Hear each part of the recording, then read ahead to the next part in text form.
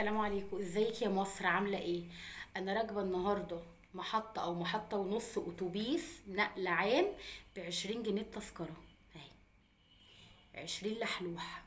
تمام. انا مش زعلانه يا مصر، على فكره مش زعلانه، انا بقولك بس.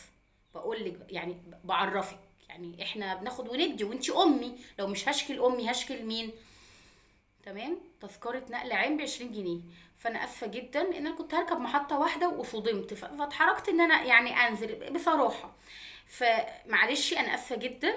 يعني ابقوا حطوا التسعيرة على الأتوبيس، معلش احنا آسفين، لأن يعني حرام 20 جنيه. تمام. أنا مش زعلانة، أنا مش زعلانة. اوعى تزعل، اوعى تزعل.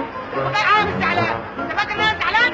انا مش زعلان، انا مبسوط. خلي بالك، اوعى انت فاكراني زعلانة؟